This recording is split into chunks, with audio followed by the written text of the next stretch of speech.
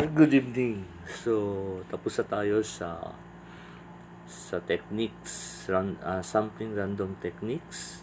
And there are 4 techniques. We have simple random sampling.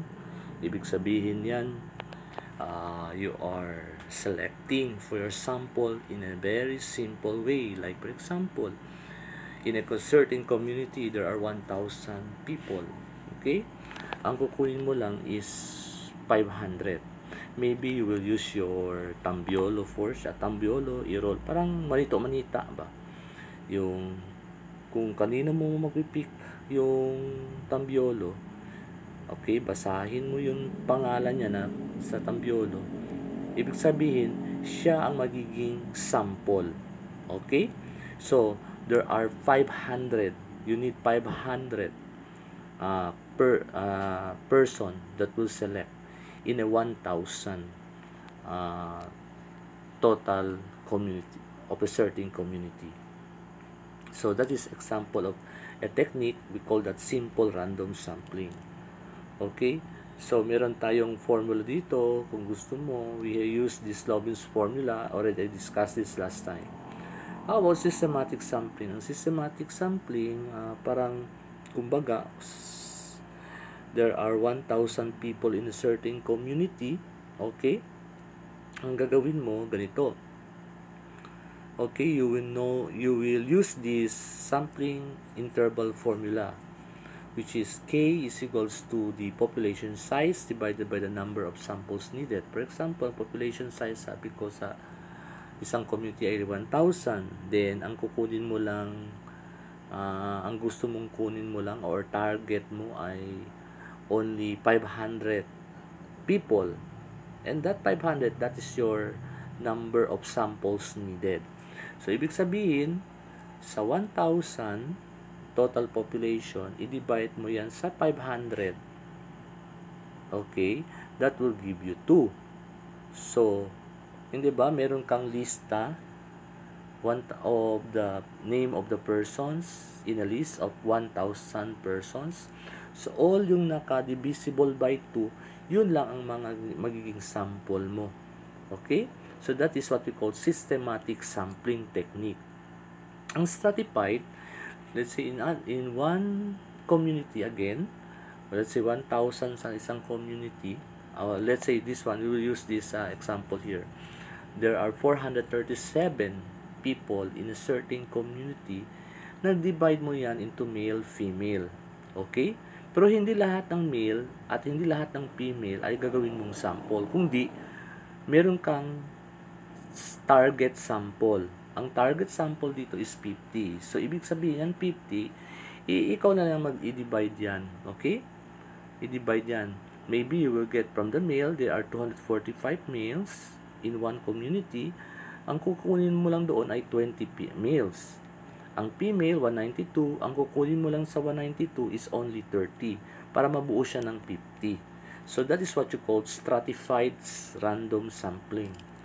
Ang cluster sampling, that is another technique wherein sa certain community, okay, what if in a certain community, meron siyang different tribo. For example, we have may Chabacano, may Bisaya, may Yakan, may Maranao, may Tausug, may Subanon. I-group mo yan according to their tribes. Okay? Take note, Chabacano, Bisaya, Tausug is not a tribe. I think I'm not really very good at in our path. So, ganun lang, example lang yun. Okay? So, na-group mo yan, tribo. Then, pagkatapos, kunin mo lang ng konting sample, okay, sa kada cluster, kada tribo.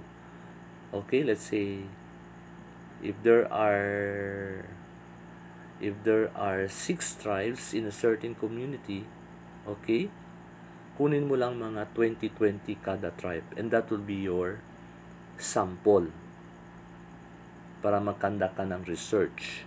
So that technique is what you call cluster sampling technique. Okay? So that's all for our last time lessons. Now let's proceed to parameter and statistics. Usually, this word, very common talaga to sa statistics. Magtanong yan sa inyo, anong parameter ginamit mo? Ibig sabihin, okay, tinutukoy yun sa population. Okay? Kapag nagtanong sa inyo, anong statistics ginamit mo? Ibig sabihin, ang statistics, tinutukoy yun sa samples. So, katulad dito, sa parameter, always take note, meron tayong lahat. When we measure a certain population or a certain sample, palagi talaga yan meron mean, variance, and standard deviation. Yun lang. They have a different denoted symbols. Okay? Usually, kapag sasabihin sa iyo population mean, ginagamit natin yung mu, yung palang letter M na pilit-pilit.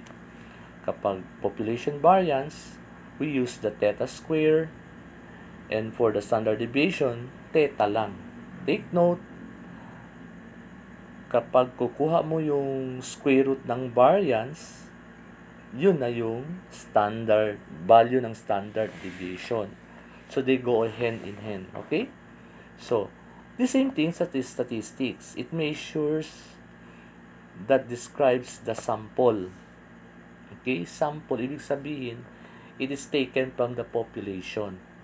Okay? Sample, yung chosen ng the chosen ones. Okay? So, meron tayong ibang denoted symbols dito. They usually use Roman letters.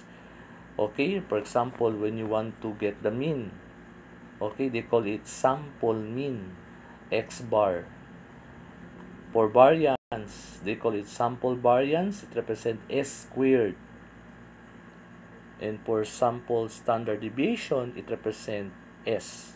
So, sa ibang libro, okay, iba din ang notation doon. So, it depends upon how you read the statement. Okay? So, always take note, parameter, tinutukoy yan sa population.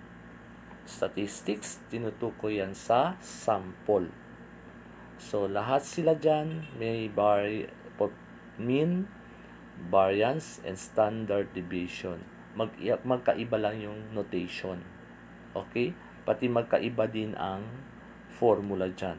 So, try natin itong, may example dito given, okay? A recent survey by the alumni of a state university indicated that the average salary of 10,000 of its 300,000 graduates was 125,000. So, ang sagot dito for number 1 is statistics. Bakit siya statistics? Okay? So, kung magbasa ka yan number 1 statement, ibig sabihin, ilan lang ang nag-select sa total alumni? Hindi ba? 10,000 lang out of 300,000 graduates. So, 10,000 lang. At sabi dito, ang average salary daw ng 10,000, okay, graduates, our alumni graduates, is only 125,000 pesos. So, ibig sabihin, ang nag-measure dito using statistics. Okay? Next, number 2. Bakit yung number 2, the average salary of all assembly line employees at a certain car manufacturer is 1,650,000 pesos. The average salary of all assembly line employees. So, take note of all assembly line employees. Yan, tinutukoy yan na ang ginagamit natin ng measurement ay parameter. So, yan ang kaibahan ng statistics at parameter. Okay? Ang parameter, ibig sabihin, kung conclusion, ang parameter, you measure the population. Statistics, you measure the sample. Okay? So, yan ang kaibahan ng statistics at parameter. So, now, unahin muna natin yung sample mean.